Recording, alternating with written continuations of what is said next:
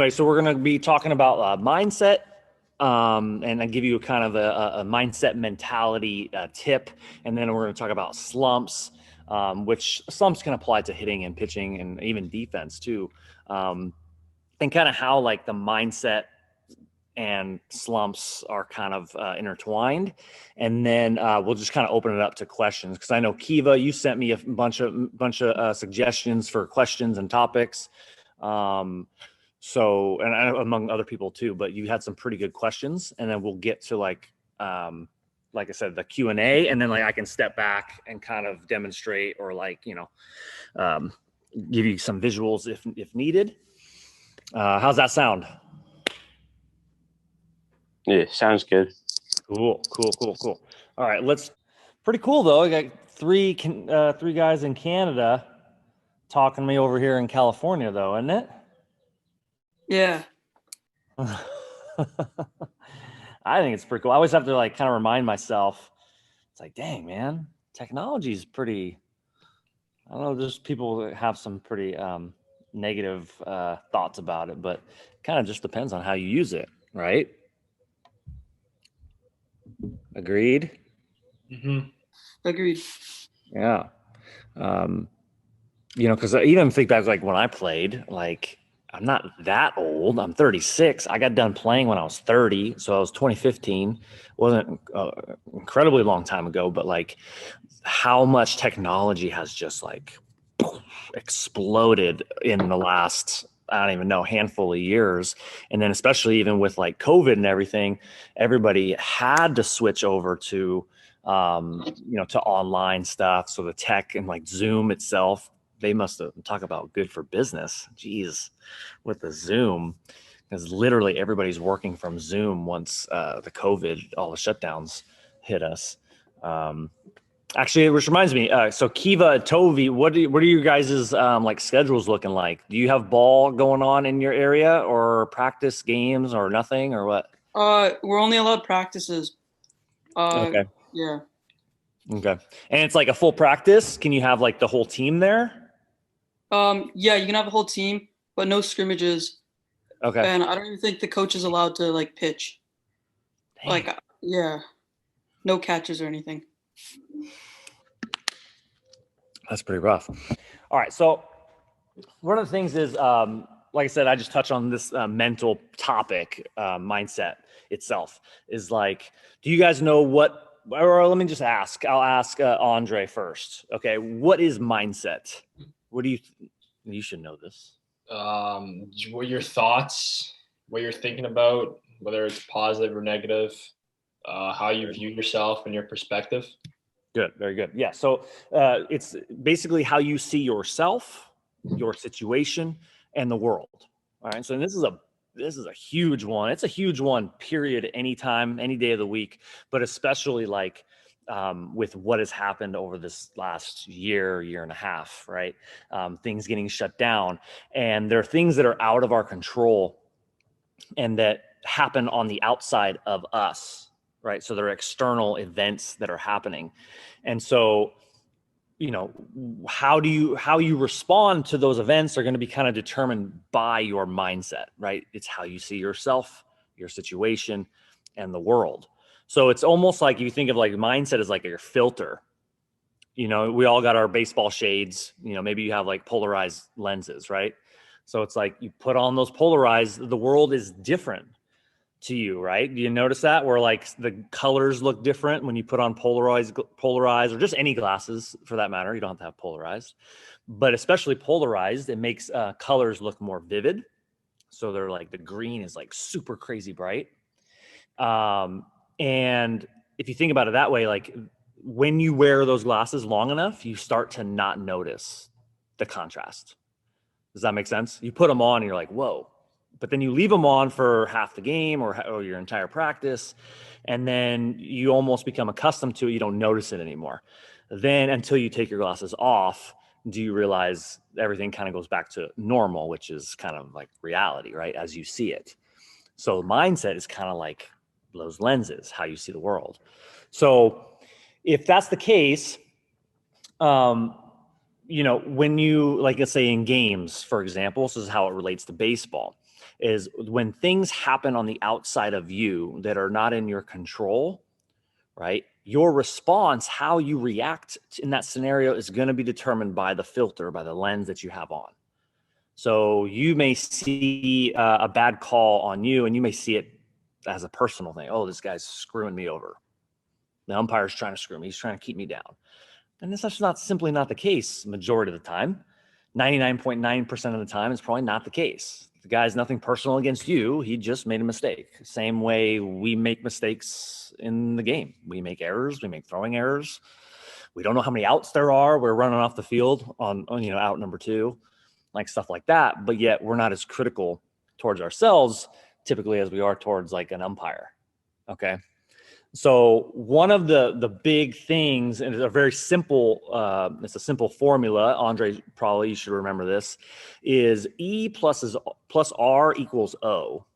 Okay, so it's a very simple formula for mindset. It's kind of more of a mentality. And so the E stands for event, right? And the R stands for response, which equals the outcome. Okay, so it's understanding that no matter what it is that happens in our life, on the outside of our lives, that is the event, that we play a role in every equation, and that is the R, that is our response. So if we want to achieve a particular outcome, we need to understand that we're part of the equation every single time, right? So again, perfect example.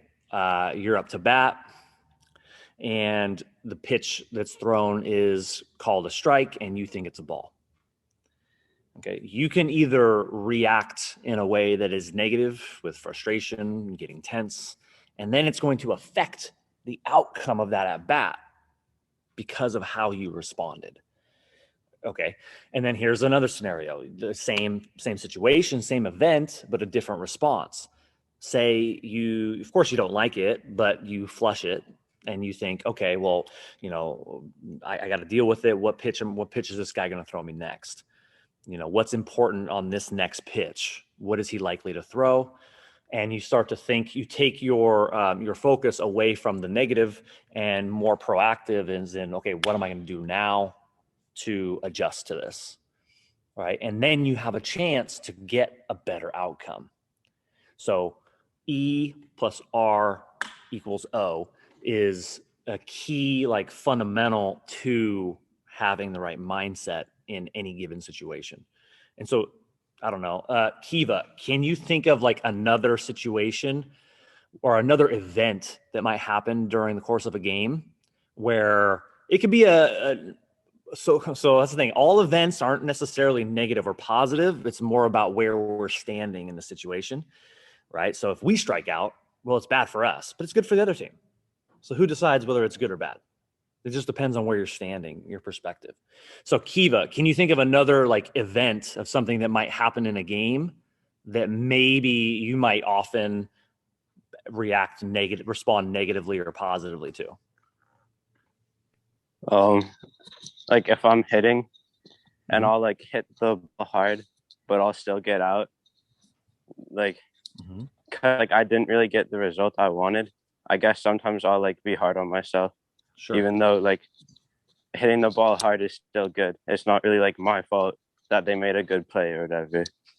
Exactly. So that's a perfect example. And so that's when, again, so of course the mindset, right? To understand, to redefine what a quality, especially in hitting, redefine what a quality at bat is for you. Redefine what success means to you. Success isn't getting a hit on the stat sheet. I mean, it is successful, of course, because you helped the team, you got on base, you maybe moved runners, you scored a run, whatever. But redefine it for yourself that, we have Ann here.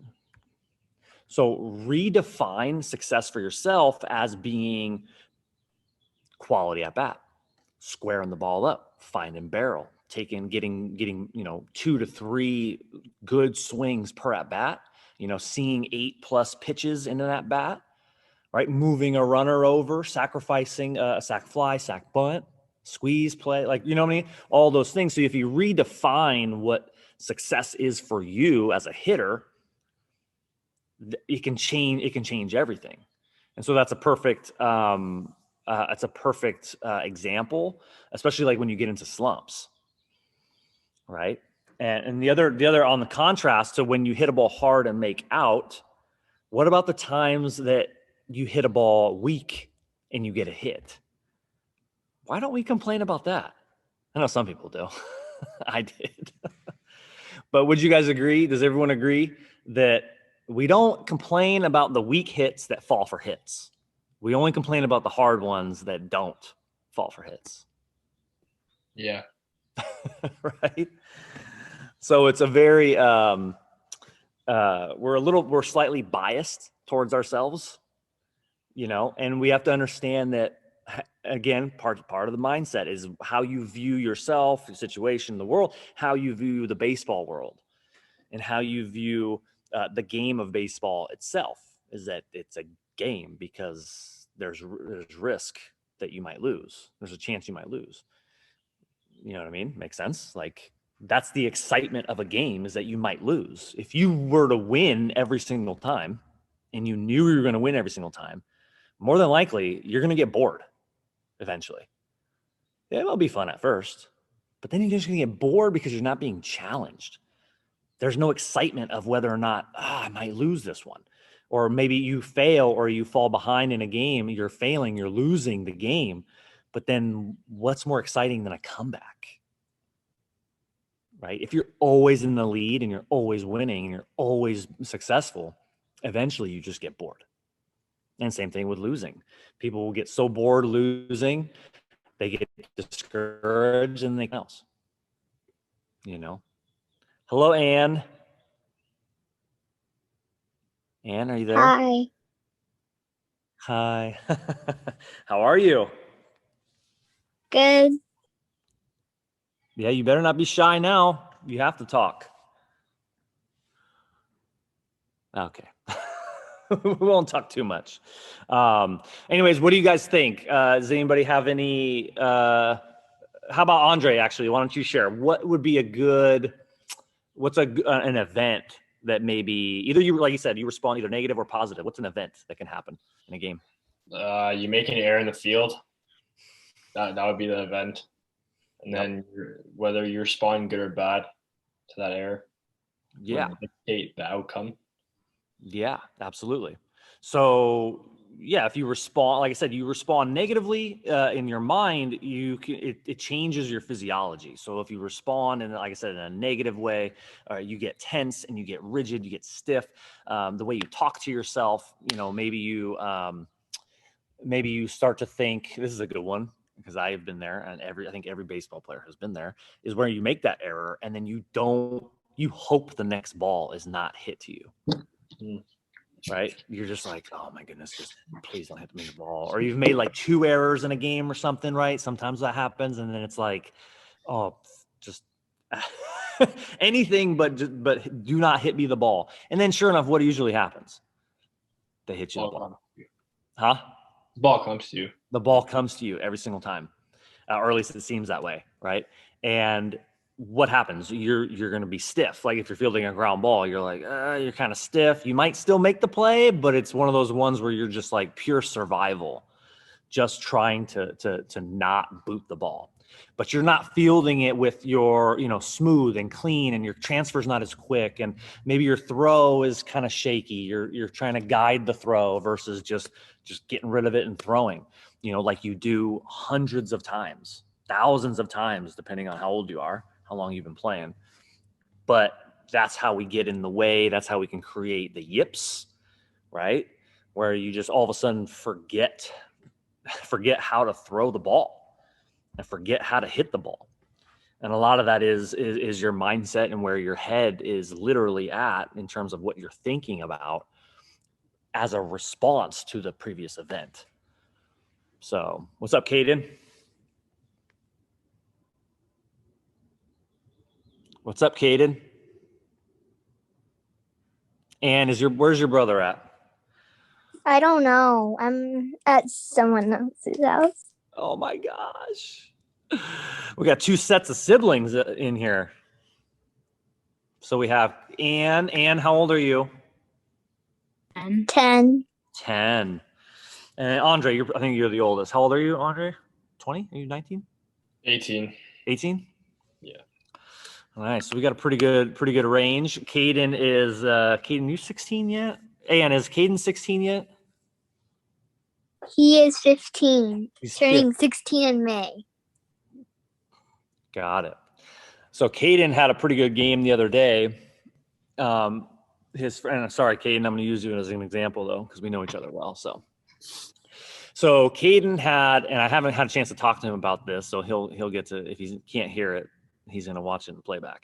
So his first game, he had kind of a tough game, right? Everybody's excited, they're nervous, and you know it's just one of those things you got to kind of go through.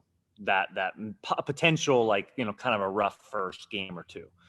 And one of the things I noticed, because they sent me videos of his at-bats, is that you could clearly see that he's tense. He's not himself. He's not smooth. He's not relaxed. The swing is kind of just, everything's real rigid.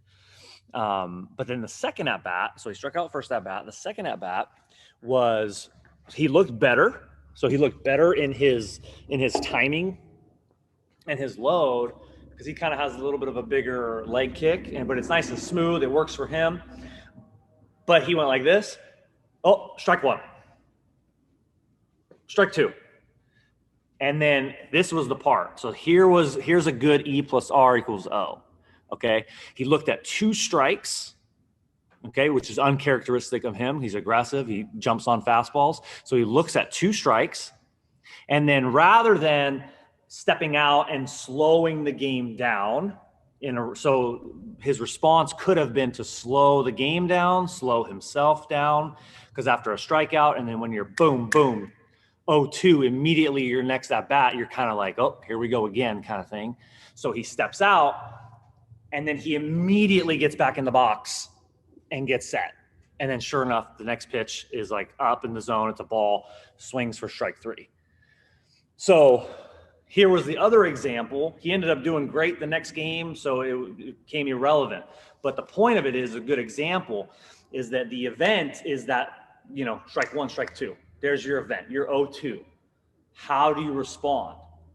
So if Caden was able to step out, pick up his coach, fix the gloves, work his 3-step release, which we did last weekend or 2 weekends ago, we talked about that. Slows the game down, then steps back in the box. Now, it doesn't guarantee that he's not going to strike out, or it doesn't guarantee that he's going to get a hit, but he's in a much better situation to get the desired outcome, or has a much better chance of getting his desired outcome, or at least battling, fighting off the next pitch, maybe taking it for a ball, maybe working the count back even, just because he slowed the game down. And the other piece of that too is for hitters. Like, we got to understand, we got to slow the pitchers down. And Andre, you understand this from a pitcher's perspective, as I do, and those of you guys that pitch also. Like, you want to get in a rhythm. You want to get in a groove. If you're pumping strikes, dude, you just want to get the ball back and just keep going. You're locked in. So you get a hitter in there that's taking his time. Andre, how do you feel about that when a hitter takes forever in the box? Especially when you're grooving. Yeah. Don't feel good. Infuriated. That's your response. Exactly. So getting in there, understanding that, hey, maybe when you're quickly 0-2, boom, boom, and this guy's cruising, you could get back in the box quick, but also maybe call time. Slow this guy down, break his rhythm, let him get back on the mound, let him think he's getting set to throw the next pitch, and then call time. Slow the game down. This isn't just, you know, every now and then, I guess people, you know, when a pitcher does that or a hitter calls time, they're like, hey, good job, man, you know, take control or whatever. But it's a huge element, because it's a mental aspect, a mental strategy to compete with that other guy. Is that, hey, man, now we're playing around. The pitcher's got already an advantage because he's a pitcher, just by where you're standing. He's got an advantage over you. You got to react to what he throws. So if he gets in a groove, you got to break it, got to slow it down. So anybody got anything? Hey, Vic. What's up, man? How are you? Hey, Vic. Your audio's kind of choppy. Did you hear me use I'm you good, as how an are you? example? My audio's a little messed up today, so.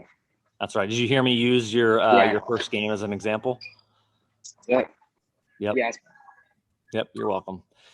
So anyways, Caden, we've got Tovi and Kiva and Andre. You guys were together on the last one a couple weeks ago, but so you're with we got 3 Canadian guys with us, and then Ann and Caden Wild.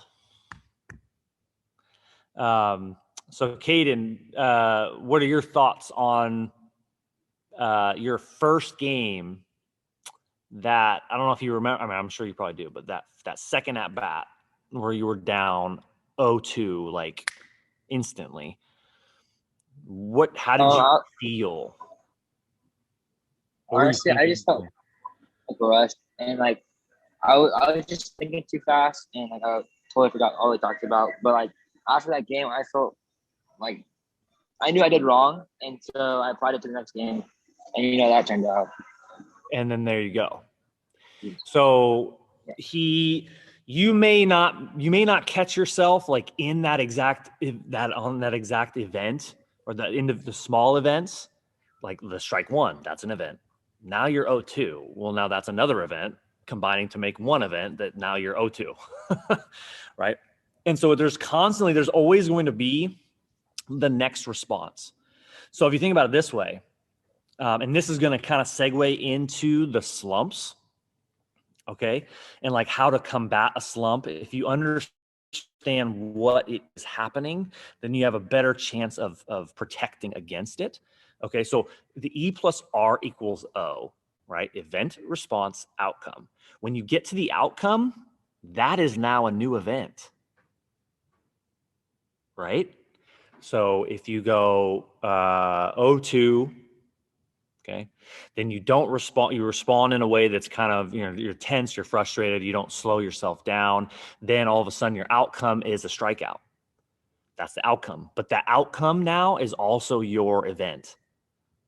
So then there's another response. You see, so the equation is a cycle. It keeps going. So this is where slumps are born. Slumps are when you perform poorly, you created a cycle of responses. The response, then you get the outcome. The outcome is poor, negative outcome. Now you respond to that outcome as your new event.